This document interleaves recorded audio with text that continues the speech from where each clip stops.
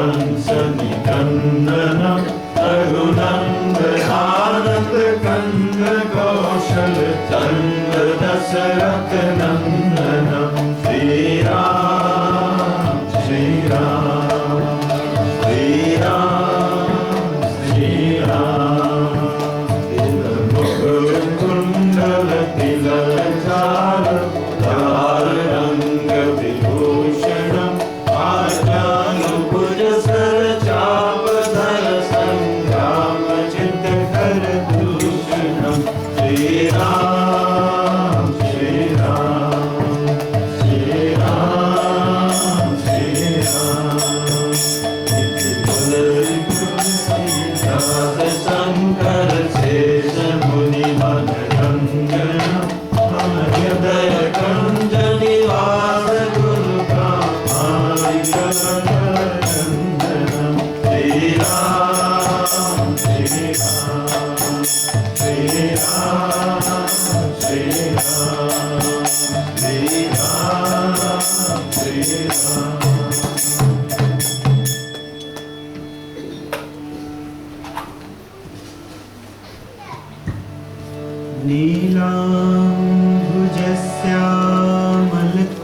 नीलाम्बुजस्यामलकोमलाङ्गं सीता समारोह पितवामभागं पाणौ महासायकचारुचापं नमामि रामं रघुवंशनाथं रामाय रामभद्राय रामचंद्राय वेधसे रघुनाथाय नाथाय सीतापतये नमः। शान्तं शाश्वतं प्रमेयं नगं निर्वाणशान्तिप्रदं ब्रह्मा शम्भुफणीन्द्रसेव्यमनिशं वेदान्तवेद्यं विभुं रामाख्यं जगदीश्वरं सुरगुरुं मायामनुष्यं हरिं वन्देऽहं करुणाकरं रघुवरं गोपालचूडामणिं नान्यास्पृहा रघुपतिर्हृदयस्मिदेय सत्यं वदामि च भवान्खिलान्तरात्मा भक्तिं प्रयक्ष्य रघुपुङ्गं निर्भरां मे कामादिदोषरहितं कुरु मानसं च नीलसरोरुहस्यां तरुण अरुण बारिजनयन करहु सुमधुरधाम सदा क्षीरसागर सैन बंदो गुरुपद कंज कृपा सिंधु रूप महामोहकं कुंज जासु वचन रविकर निकर अतुलित बलधाम हेम शैलाभदेहं धनुजवन कृशानं ज्ञानिनामाग्रगण्यं सकल गुण निधानं वानराणामधीशं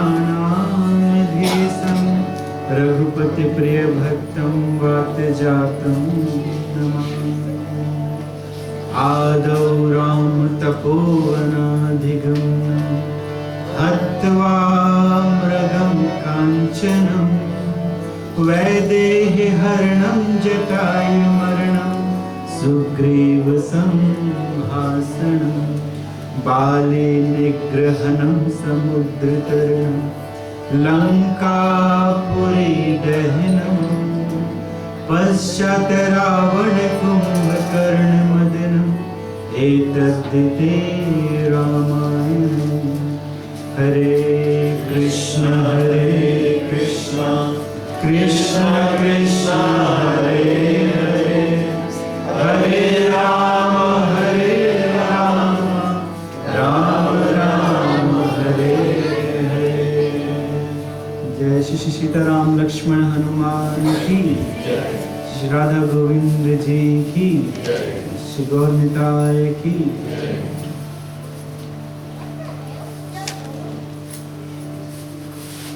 तो इस तरह से हम सभी ने कल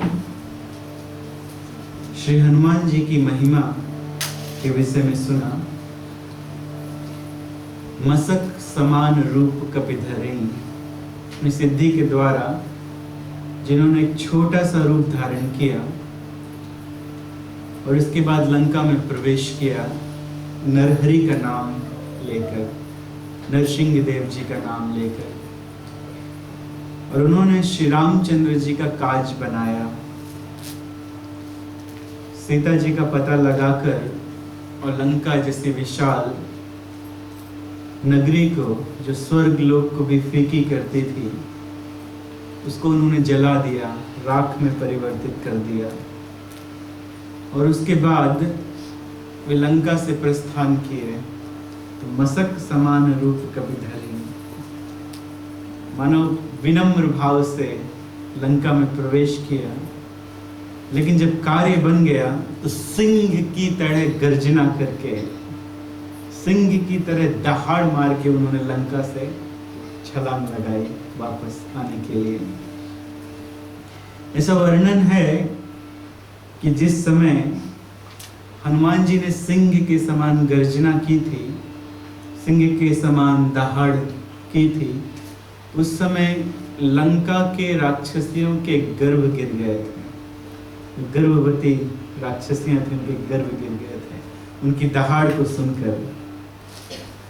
तो इस प्रकार वे श्री रामचंद्र जी का कार्य बनाए। हनुमान जी भगवान श्री राम से बहुत प्रेम करते हैं। केवल श्री राम ही उनके नयनाभिराम हैं। हनुमान जी ने विवाह भी नहीं किया कि अगर विवाह कर लेंगे तो स्त्री से भी प्रेम करना पड़ेगा। हनुमान जी केवल भगवान श्री रामचंद्र जी से प्रेम करना चाहते हैं और उनको छोड़कर वे पूरे ब्रह्मांड में, पूरे संसार में किसी और का भजन नहीं करते हैं, किसी और से प्रेम नहीं करते हैं। और श्री रामचंद्र जी के लिए वो कुछ भी कर सकते हैं। एक बार की बात है, जब भगवान श्री रामचंद्र जी अयोध्यापुरी आ गए थे और अयोध्यापुरी आकर वे अच्छी तरह से राज्य कर रहे थे, तो एक बार हनुमान जी सीता मैया के पास गए। उस समय सीता मैया अपना श्रृंगार कर रही थी। तो सीता मैया अपनी मांग में सिंदूर लगा रही थी। तो हनुमान जी ने पूछा कि मैया, इस सिंदूर क्यों लगा रही हो? इसको लगाने से क्या होता है? तो जानकी जी ने कहा कि मैं सिंदूर इसलिए लगा रही हूँ, इससे श्री रामचंद्र जी की आयु बढ़ जाए। तो उसके बाद सीता माता सिंदूर लगा के राज सिंहासन में भगवान श्री रामचंद्र जी के पास पहुंच गई। थोड़ी देर के बाद हनुमान जी का प्रवेश हुआ और हनुमान जी अपने पूरे शरीर में सिंदूर लगाए हुए थे। तो इस दृश्य को देखकर सबने पूछा कि हनुमान जी ये क्या हो गया? आज तो होली नहीं है और आपने पूरे शरीर में सिंदूर क्यों लगा दिया है, घी में मिलाकर? तो मैया ने तो घी में मिलाकर भी नहीं लगाया था। उन्होंने तो घी में, तेल में अच्छी तरह से सिंदूर को लगाकर और मिलाकर लगा लिया पूरे शरीर में। तो पूछा भगवान ने कि क्या क्या कारण है?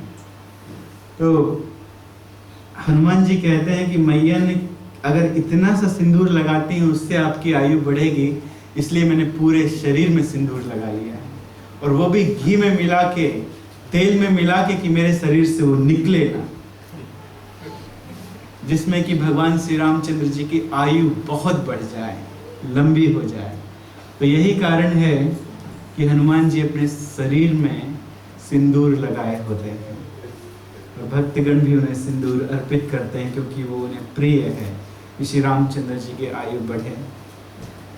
श्री रामचंद्र जी ने हनुमान जी को अपने गले से लगा लिया जब वे सीता जी का पता लगा कर आए।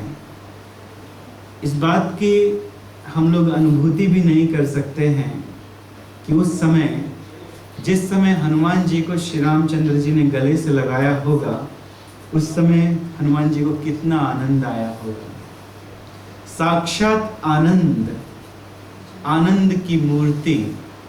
भगवान 3 चीजों के बने हैं, सत, चित और आनंद के बने हैं। तो इसमें से भगवान आनंद की मूर्ति हैं। तो साक्षात आनंद ने यदि किसी को गले से लगा लिया हो तो उसे कितना आनंद आएगा। तो हनुमान जी आनंद में भर गए, पुलकित हो गए, और हनुमान जी के दोनों नेत्रों से अश्रुधार बहने लगी प्रसन्नता के कारण। तो हनुमान जी बहुत प्रसन्न हुए, और इसके बाद श्री रामचंद्र जी ने अपार सेना के साथ में लंका की तरफ चले। तो बीच में समुद्र आया। कल आपने सुना कि किस तरह हजारों, लाखों, करोड़ों की संख्या में पूरे विश्व से भगवान श्री रामचंद्र जी के लिए युद्ध करने के लिए वानर, रीछ, भालू इत्यादि इकट्ठे हुए थे। भगवान श्री रामचंद्र जी समुद्र के तट पर पहुंच गए, और वहां पर पहुंचकर विचार करने लगे कि किस तरह से इस समुद्र को पार किया जाए। दूसरी ओर लंका में मंदोदरी बारंबार रावण को समझाती है कि जिनके एक सेवक मात्र ने, जिनके एक दास ने उस लंकापुरी को जला के भस्म कर दिया, कितने कितने राक्षसों का वध कर दिया, हमारे पुत्र अक्षय कुमार को भी मार दिया। तो अभी भी समय है। वो श्री रामचंद्र जी सिंह के समान हैं, वे एक नाग के समान है और हम सब मेढक के समान हैं। तो क्या कोई मेढक किसी नाग के सामने ठहर सकता है? इस प्रकार से मंदोदरी उनसे कहती हैं कि अभी भी समय है, हे प्रियतम, आप सीता जी को उन्हें लौटा दीजिए। तो इस पर रावण ठहाका मार के हंसने लगा, और वह कहता है, तुम स्त्रियों का स्वभाव ही ऐसा होता है, तुम सभी स्वभाव से ही डरपोक होती हो, इसमें डरने की क्या बात है। इस प्रकार से अनेक तरह की बातें करने लगा, जिनको सुनकर मंदोदरी ने सोचा कि लगता है इनका अंत समय अब निकट आ ही गया है, काल इनके सिर में मंडरा रहा है। लेकिन फिर भी बारंबार वे प्रयत्न करते थे कि किसी तरह से अपने सुहाग को बचा ले, किसी तरह से ये सीता जी को भगवान श्री रामचंद्र जी के पास वापस पहुंचा दें। इसके बाद रावण को पता चला अपने दूतों के द्वारा कि श्री रामचंद्र जी समुद्र के दूसरे तट पर पहुंच चुके हैं। तो अपने मंत्रिमंडल के साथ बैठा, लेकिन उसके मंत्रिमंडल में कौन थे? उसके मंत्रिमंडल में मुख्यतः उसकी प्रशंसा करने वाले, जिनको आज के युग में चमचा कहा जाता है, तो इसी प्रकार के लोग थे जो केवल ठाकुर सुहाते कहते थे। ठाकुर सुहाते कहने का अर्थ है कि केवल जो अच्छा लगे। मंत्रियों का कर्तव्य है कि वे राजा से धर्म की बातें करें, नीति की बातें करें, जिससे राजा का हित हो, जिसमें राजा का कल्याण है। लेकिन उस राक्षस मंत्रिमंडल में वे इस तरह से कहते थे, प्रथम बात तो यह है महाराज कि इस अथाह समुद्र सागर को पार करके वे यहाँ पर आ नहीं सकते हैं, और यद्यपि यहाँ तक पहुंच भी गए तो डरने की क्या बात है। आपसे तो बड़े बड़े राक्षस, देवता, किन्नर, नाग इत्यादि सब डरते हैं, आपने त्रिलोक में सबको हरा दिया है। तो इस पर रावण प्रसन्न होता था। केवल एक ही व्यक्ति था उस पूरी नगरी में जिसने रावण को सही सलाह दी, और वो थे विभीषण जी। विभीषण आए रावण के पास और समझाने लगे। उन्होंने कहा कि अभी अभी मुझे पुलस्त मुनि का, हमारे कुल के जो पूर्वज हैं, उनका संदेश भी आया है कि मैं आपको समझाऊं कि आप सीता जी को वापस कर दीजिए। श्री राम तक पहुंचा दीजिए, अन्यथा इस लंकापुरी का विनाश निश्चित है। कई प्रकार की नीतियों के द्वारा, शास्त्रों के द्वारा, शास्त्रों के मर्म के द्वारा उन्होंने समझाने का प्रयास किया, लेकिन वो रावण की समझ में नहीं आया। रावण को समझ में नहीं आया। केवल एक और व्यक्ति थे, एक और मंत्री थे बहुत पुराने, जो विभीषण के शब्दों का अनुमोदन कर रहे थे। अनुमोदन का अर्थ है, अनु का अर्थ है पीछे से, मोदन का अर्थ है आनंद। तो पीछे से व्यक्त करके अपना आनंद प्रकट करना। तो विभीषण जी ने धर्म की बात कही, तो उसी धर्म का अनुमोदन करते हुए वे कहते हैं कि हाँ, विभीषण सत्य कहते हैं महाराज, आप इस बात को मान लीजिए। लेकिन जब इस प्रकार से उन दोनों ने सलाह दी तो ये रावण को रास नहीं आया, ये रावण को अच्छा नहीं लगा। तो रावण दोनों को डांटने लगा, दोनों को फटकारने लगा कि अरे तुम खाते हमारा हो, जीवित हो हमारा खाकर, हमारी नगरी में रहकर, लेकिन तुम बड़ाई शत्रु की कर रहे हो, तुम पक्ष शत्रु का कर रहे हो। तो इससे तो अच्छा है कि जाओ तुम उन्हीं से मिल जाओ। और कई तरह से उनका अपमान किया। जैसे माल्यवंत जी बुजुर्ग थे, वो चले गए, स्थान को छोड़ के चले गए। वे समझ गए कि विनाश काले विपरीत बुद्धि, जब किसी का विनाश काल आता है तो उसकी बुद्धि विपरीत हो जाती है। फिर उसको कितना भी समझाया जाए उसकी समझ में कुछ नहीं आता है।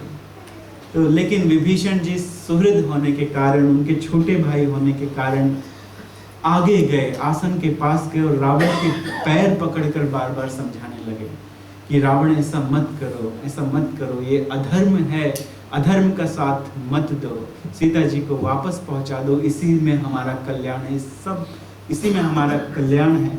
मैं तुमसे छोटा हूँ, मुझ में तुमसे कम शक्ति है, मैं तुमसे प्रेम करता हूँ और तुम भी मुझसे प्रेम करते हो, तुम मेरे सहोदर भाई हो, इसलिए प्रेमवश मैं तुम्हें समझाता हूँ।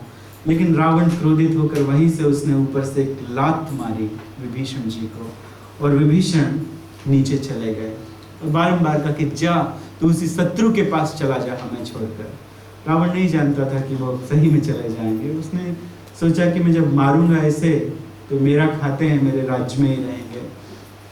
तो इस प्रकार से उन्होंने विभीषण का त्याग कर दिया।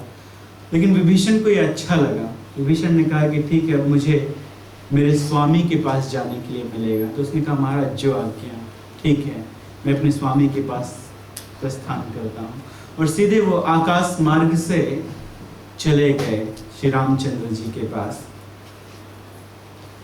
रावण जब ही विभीषण त्यागा, भयहु विभव बिनु तब ही अभागा, चलेहु हरस रघुनायक पाहि, करथ मनोरथ बहु मन माहि।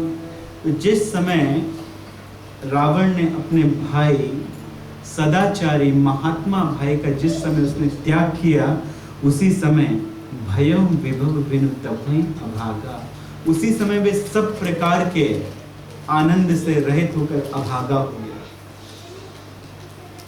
यदि किसी परिवार में, अरे किसी दुष्ट परिवार में एक भी महान आत्मा रहता है, महात्मा रहता है, तो उस परिवार का भरण पोषण होता है।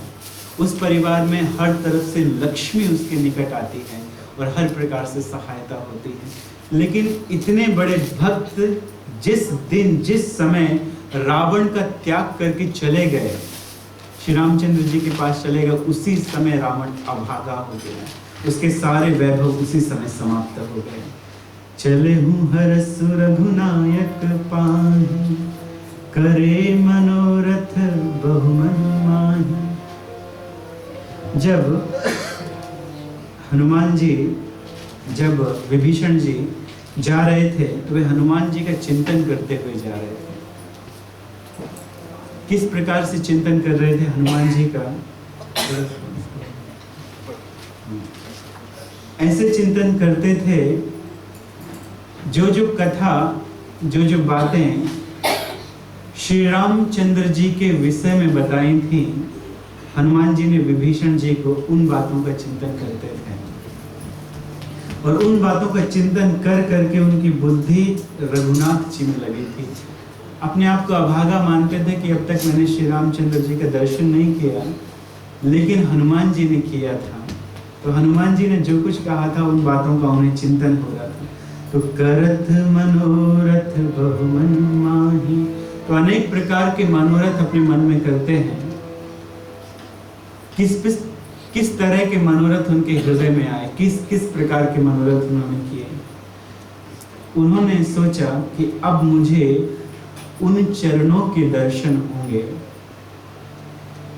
जिन चरणों को अपने हृदय में रखकर सीता जी अशोक वाटिका में अभी भी जीवित हैं।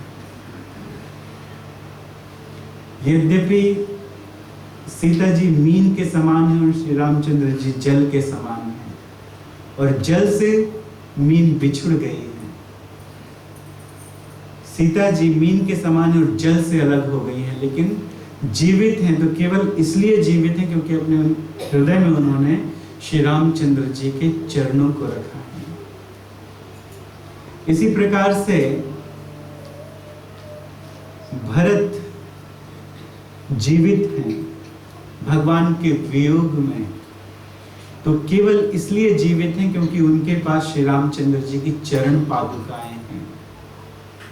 उन चरण पादुकाओं की सेवा करके भरत महाराज श्री रामचंद्र जी की याद करते रहते हैं और वे जीवित हैं। हनुमान ने अपने हृदय में रामचंद्र जी के चरणों को रखा और इतनी अथाह है लंबे सागर को, 100 योजन लंबे सागर को पार करके आ गए और लंका को जला के वे वापस चले गए। और उन्हीं चरणों को अपने सिर में गणपति जी रख के जितने भी प्रकार के विघ्न हैं उन सब विघ्नों को नष्ट करने में समर्थ हैं।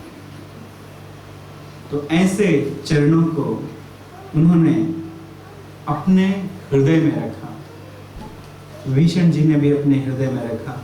और अब उनके हृदय में इच्छा है कि कब मैं उन चरणों को देखूंगा और उन चरणों की सेवा करूंगा। तो इस प्रकार विभीषण जी समुद्र के उस तट पर गए जहाँ पे श्री रामचंद्र जी बैठ के सोच रहे थे कि कैसे उस पार जाया जाए।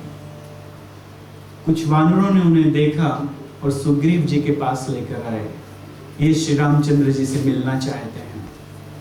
इस पर सुग्रीव जी गए रामचंद्र जी के पास और जाकर कहते हैं कि लंका से एक राक्षस आया है, वो अपना नाम विभीषण बताता है और आपके दर्शन की इच्छा रखता है, लेकिन ये राक्षस ये मायावी होते हैं, कई प्रकार की माया जानते हैं, तो यदि आप कहें तो वही उसके हाथ पैर तोड़ देते हैं। इस पर भगवान कहते हैं कोटि विप्रवध लागहि जाहु, आए शरण तजहि नहीं काहू, निर्मल मन जिन सो मोहि पावा, मोहि कपट छल क्षेत्र न भावा।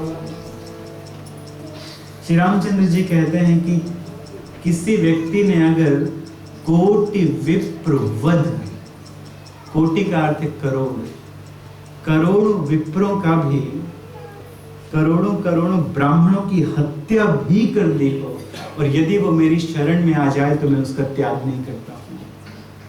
और विभीषण के विषय में क्या कहा जाए, वो महात्मा है, वो तो लंका में ऐसे रहते हैं जैसे दांतों के बीच में जीभ रहती है। तो इसलिए उन्हें लेकर आइए, निर्मल मन जन सो मोहि पावा, जिनके मन निर्मल हैं, भगवान का नाम जप के भगवान की कथा को सुनकर जिनके मन निर्मल हो गए हैं, जिनको कपट करना अच्छा नहीं लगता है, छल करना अच्छा नहीं लगता है, तो वो लोग ही मुझे प्राप्त कर सकते हैं। और यदि यहाँ तक आ गए हैं विभीषण जी, इसका अर्थ है कि वो कपटी नहीं है, मोहि कपट छल छिद्र न भावा। तो इस प्रकार से विभीषण जी को लेकर सुग्रीव जी श्री रामचंद्र जी के पास आए और श्री रामचंद्र जी को देखकर विभीषण उनके चरणों में गिर गए, उनको कई तरह से प्रणाम करते हैं, उनकी आंखों से भी अश्रुधार लग गई, जिनका हम रोज सुमिरन करते हैं। राम राम ते सुमिरन कीना, हृदय हर्षि कपि सज्जन कीना। ये बात हनुमान जी ने सुनी थी लंका में। 4 बजे सुबह सुबह उठकर भगवान का नाम जप रहे थे, राम राम राम। बहुत प्रसन्न हुए भगवान श्री रामचंद्र जी। कई बार उन्हें छाती से लगाया और उसी तट पर समुद्र के विभीषण का राज्याभिषेक कर दिया कि उन्हें वचन दे दिया कि हम तुम्हें लंका के सिंहासन पर बैठा लेंगे, कपटी रावण का वध करके। तो इस प्रकार ये भगवान हैं जो सबके प्रति दयालु हैं और अपने भक्तों के प्रति विशेष दयालु हैं। जिस समय रावण लंका से निकला था, उसी समय रावण ने अपने कुछ दूतों को भेज दिया था विभीषण के पीछे। तो विभीषण जी निकले थे लंका से, तो रावण ने कुछ दूतों को उनके पीछे लगा दिया था कि पता करो कि विभीषण जाके क्या करता है। यदि यह श्री रामचंद्र जी के चरणों की शरण ले तो वही इनका वध कर देना, इनको मार देना। तो वो दूत वेश बदल कर छुपे हुए थे श्री रामचंद्र जी की सेना में, वानरों का वेश बनाए थे, क्योंकि राक्षस मायावी होते हैं, कई प्रकार के वेश रख सकते हैं। लेकिन उत्तम कपियों ने, उत्तम वानरों ने पहचान लिया कि रावण के सैनिक, और पकड़ के उन्हें बहुत मारा और बहुत मारकर उन्हें बांधकर सेना के चक्कर लगवाए और बाद में लक्ष्मण जी के पास लेकर आए। श्री रामचंद्र जी के पास लेकर नहीं गए कि रामचंद्र जी के पास लेकर जाएंगे तो रामचंद्र जी क्षमा कर देते हैं, माफ कर देते हैं, बहुत करुणा में। लक्ष्मण जी पिटाई करेंगे, लक्ष्मण जी क्रोधित होते हैं जल्दी, तो लक्ष्मण जी के पास लेकर गए। लेकिन लक्ष्मण जी भी सील के निधान हैं। उन्होंने कहा ये दूत है और दूत को मारना अच्छा नहीं, इन्हें छोड़ दो। तो उन्होंने एक चिट्ठी लिखकर उन्हें दे दी कि ये चिट्ठी ले जाकर रावण को देना और सुनाना कि मैंने कहा है। तो इस प्रकार से उस चिट्ठी में ये लिखा था,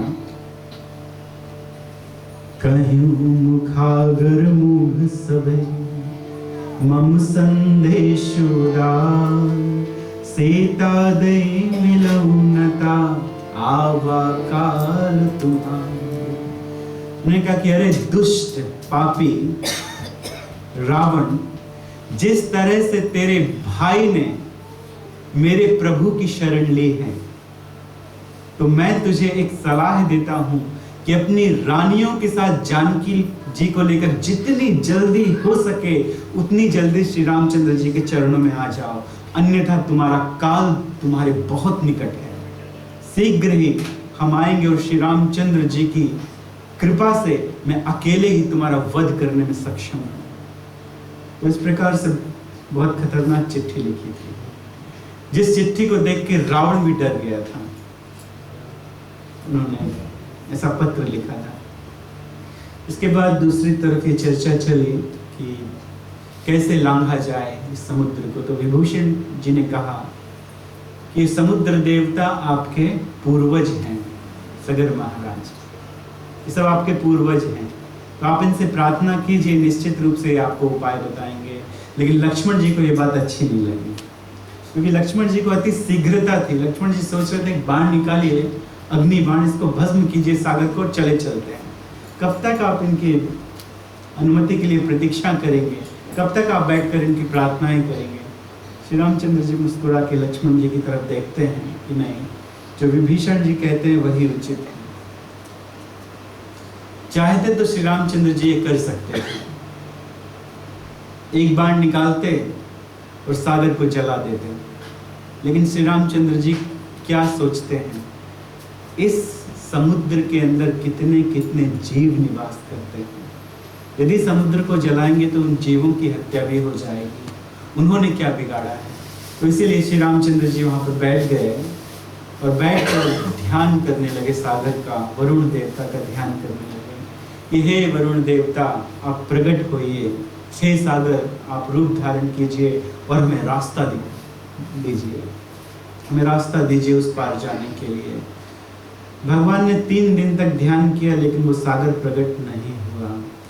तब भगवान को क्रोध आया और भगवान ने तब अपना बाण और अपना धनुष सामने किया और धनुष सामने करके भगवान एक अग्नि बाण चलाते हैं समुद्र की तरफ। तो समुद्र के बीच में वह बाण गया और समुद्र जलने लगा। तो उस समय फिर समुद्र प्रकट हुआ, विप्र का रूप रख के, साधु का रूप रख के, ब्राह्मण का रूप रख के, और आके वो श्री रामचंद्र जी के चरणों में गिर गया। श्रवण सुजस सुन आयहूं प्रभु भंजन भव भी। ये दूसरा श्लोक है, ये विभीषण ने कहा था। त्राहिमाम त्राहिमाम, इस तरह करके वे आए, समुद्र देवता आए ब्राह्मण का रूप रख के। त्राहिमाम त्राहिमाम, क्षमा, मुझे दया कीजिए, दया कीजिए। काकभूसुंडी जी ऐसा कहते हैं गरुण जी से कथा सुनाते सुनाते कि केले के वृक्ष को जब तक काटा न जाए तब तक वो फल नहीं देता है। केले के पेड़ में फल कब आता है? जब उसको थोड़ा काटा जाए तो फल देने लगता है। तो उसी प्रकार से जब तक दंड नहीं दिया जाए तब तक कुछ लोगों की समझ में नहीं आता है। और ब्राह्मण के वेश में स्वयं समुद्र देवता कहते हैं, वरुण देवता कहते हैं कि हे भगवान, ढोल गवार शूद्र पसुनारी सकल ताड़ना के अधिकारी, मैं गवार हूँ जो मैं आपके प्रार्थना करने पर प्रकट नहीं हुआ हूँ। जब तक थोड़ी सजा न दी जाए तब तक गवारों की समझ में नहीं आता। ढोल गवार शूद्र पशुनारी सकल ताड़ना के अधिकारी। तो भगवान तो प्रसन्न हुए। भगवान ने कहा कि आप हमें रास्ता दीजिए उस तरफ जाने का।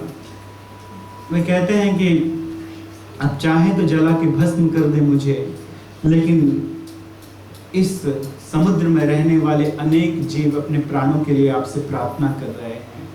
तो आपका यश तब होगा, और सभी का यश इसी में है। आपकी सेना में 2 वानर हैं, नल और नील। इनको देवताओं का वरदान है कि यदि ये कोई भी वस्तु को, यहाँ तक कि बड़े से बड़े पहाड़ों को भी यदि समुद्र में डालेंगे तो ये समुद्र में तैरने लगेंगे। और ये दोनों शिल्पकार हैं, दोनों आर्किटेक्चर हैं। तो इनको बुलाइए और ये पुल बनाएंगे, इसी में सबका यश होगा। तो नल नील को बुलाया गया और नल नील के द्वारा पत्थर रखवाए गए।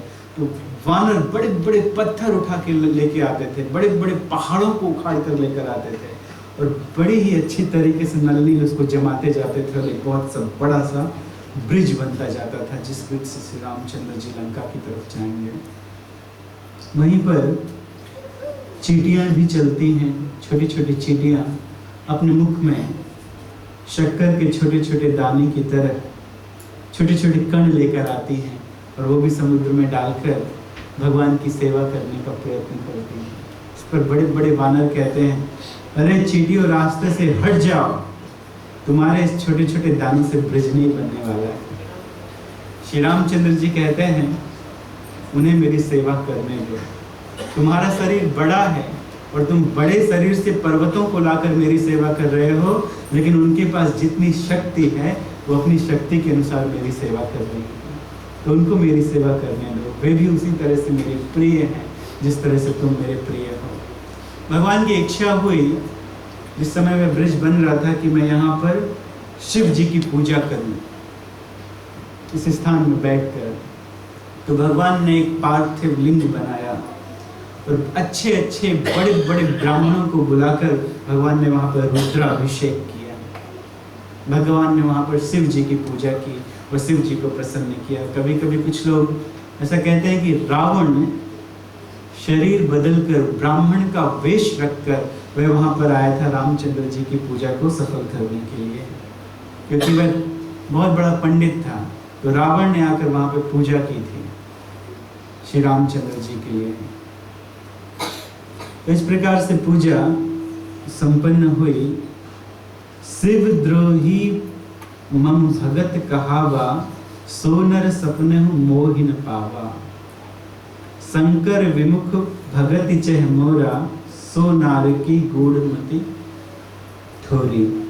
तो शिव द्रोही, भगवान ऐसा कहते हैं कि जो शिव द्रोही है, स्वयं भगवान ऐसा कहते हैं श्री रामचंद्र जी कि शिव द्रोही मम भगत कहावा, यदि कोई मेरा भक्त है, मेरा भगत कहलाना चाहता है और वो शिव जी से द्रोह करता है, सोनर सपने मोह न पावा, वो सपने में भी मुझे प्राप्त नहीं कर सकता। शंकर विमुख भगति यह मोरी, शंकर के विमुख होकर मेरी भगति वो तो नरक को प्रदान करने वाली है। सो नारक की मूढ़मति, ऐसे व्यक्ति को नरक प्राप्त होता है जो शंकर जी के भजन को त्यागता है या जो शंकर जी को प्रणाम नहीं करता है। क्यों? क्योंकि वैष्णवा नाम यथा शंभु, भगवान के भक्तों में सबसे बड़े वैष्णव कौन है? वैष्णवा नाम यथा शंभु, भगवान शिव वही सबसे बड़े वैष्णव हैं। तो इस तरह से भगवान ने पूजा की। जय रामेश्वरम धाम, भगवान ने वहां पर पूजा की थी और वही आज रामेश्वरम नाम से प्रसिद्ध है। भक्तगण जाते हैं और जाकर वहां शिव जी को प्रणाम करते हैं। तो रावण आया था पूजा कराने के लिए, उसने देखा कि अरे बंदर राम नाम लिखते हैं और ये तैरने लगता है। तो उसको बड़ा आश्चर्य हुआ कि ये कैसे संभव है, ये कैसे संभव है। या किसी ने बताया होगा कि वानर वहां पे पुल बना रहे हैं और पत्थर में राम नाम लिखते हैं, उसको समुद्र में पटकते हैं तो तैरने लगते हैं। तो जब कोई देख नहीं रहा था लंका में, उस समय रावण ने एक बड़ा सा पत्थर लिया और उसमें राम का नाम लिखा और उसने समुद्र में डाला कि देखें ये तैरता है कि नहीं। तो आश्चर्य था कि वो तैरने लगा। रावण ने राम नाम लिख के एक पत्थर डाला परीक्षा करने के लिए, तो वो पत्थर भी तैरने लगा। और श्री रामचंद्र जी ने एक पत्थर डाला तो वो डूब गए। सबने कहा कि अरे ये कैसा आश्चर्य है। हनुमान जी कहते हैं भगवान खुद आश्चर्य में पड़ गए, अरे मेरा नाम लिखा है, तुम लोग डालते हो तो तैरने लगता है, और मैंने जब डाला मेरा नाम लिखा हुआ पत्थर तो डूब गया। तो हनुमान जी कहते हैं जिसको आप ही त्याग दें, जिसको आप फेंक दें, वो कैसे भवसागर में तैरेगा, वो तो निश्चित रूप से डूब जाएगा। इसलिए आप चुपचाप बैठ जाइए और ये काम हमें करने दीजिए।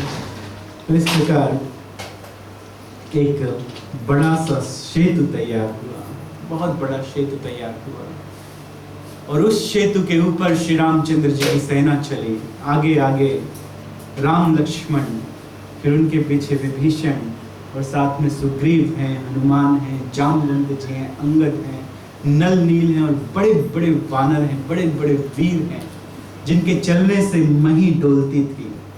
कि करहि दिग्गज डोल मही, तो जिनके चलने से धरती डोलती थी, अब वो कहाँ चल रहे हैं? ब्रिज के ऊपर चल रहे हैं।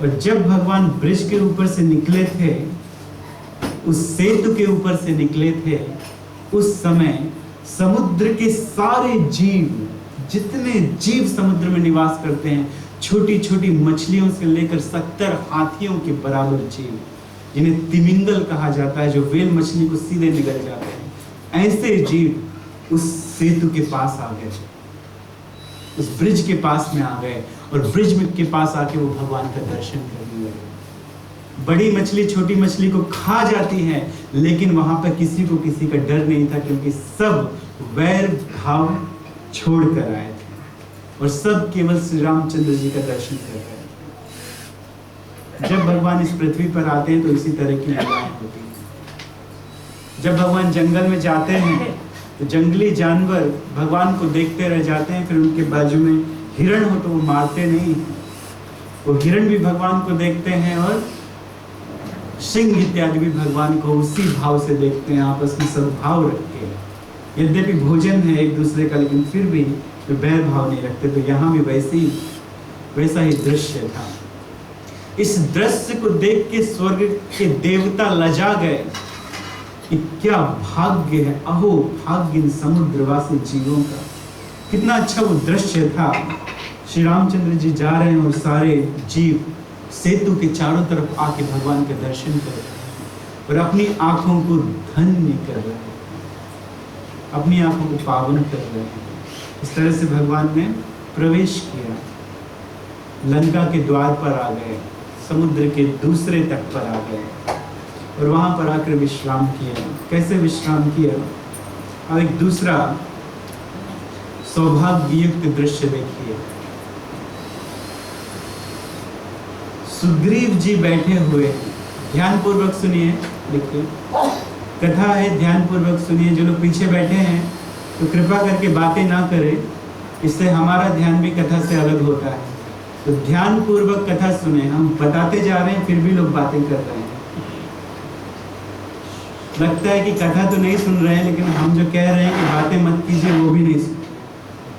तो ध्यान पूर्वक कथा सुनिए, ठीक है। कभी कभी सौभाग्य मिलता है। आज शाम के समय का अंतिम दिन है, कल कम कथा होगी और कल भगवान का जन्मदिन होने वाला है।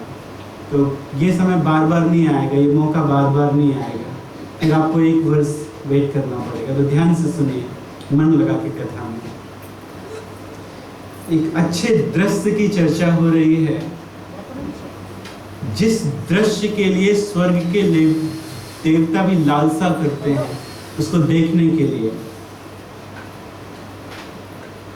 सुग्रीव बैठे हुए हैं एक स्थान पर। श्री रामचंद्र जी